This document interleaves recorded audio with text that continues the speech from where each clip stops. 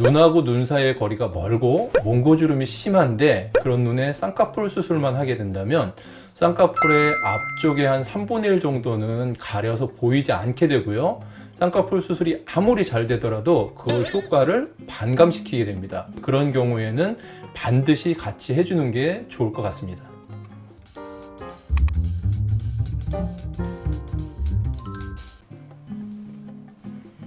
안녕하세요. 에이투 성형외과 최소 원장입니다. 트임 수술은 크게 앞트임하고 뒤트임, 즉 눈이 커지는 데는요, 위아래로 커지느냐 아니면 가로 방향으로 커지느냐의 문제가 있는데, 위아래로 커지는 거는 쌍꺼풀이 하는 역할이고요, 가로 방향으로 길이가 길어지는 거는 앞쪽으로 가면 앞트임, 뒤쪽으로 가면 뒤트임이 역할을 하게 됩니다. 물론 앞트임을 하면서 그거에 대해서 파생적으로 앞트임을 하면서 위쪽을 위주로 튼다면 위트임이라고 얘기를 하고요, 뒤트임을 하면서 뒷뿐만 아니라 아래쪽으로도 튼다면 뒤트임, 밑트임이라고 표현을 하기도 합니다. 눈이 좀 작거나 아니면 쌍꺼풀이 없는 분들 하게 되면은, 쌍꺼풀이 눈 수술 중에는 제일 효과가 좋거든요. 그럼 효과가 제일 좋은 수술을 하고 거기에 덧붙여서 트임을 했을 때 효과가 더 좋습니다. 그 다음에 눈을 잘 만져보면 눈꼬리 있는 데부터 눈 바깥쪽에 있는 뼈까지 틀 수 있는 공간이 많은 눈이 효과가 좋은 눈입니다.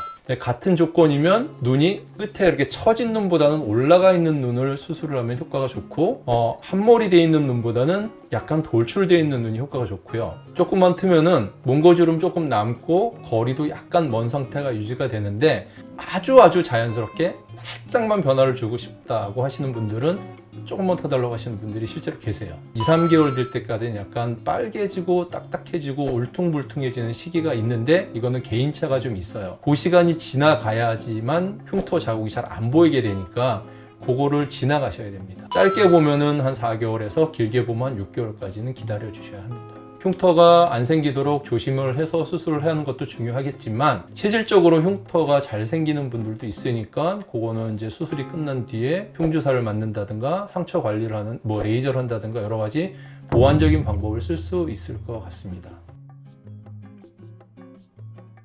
앞트임을 과하게 많이 텄다가 그 부위를 복원을 하게 되면요, 몽고주름을 새로 만들어주는 거거든요. 그럼 눈의 앞쪽에 있는 쌍꺼풀이 일부 가려지게 돼요. 근데 그걸 다시 트임을 하게 되면 만들었던 몽고주름의 일부를 제거를 하니까 그 부위의 쌍꺼풀 라인이 조금 더 보인다, 이렇게 이해하셔야 될 것 같습니다. 뒤트임 같은 경우는 환자분들이 표현하기는 텄는데 도로 다시 붙었어요, 이렇게 얘기하시는 분들이 많거든요. 수술을 제대로 못한 거기 때문에 제대로 터주면 됩니다.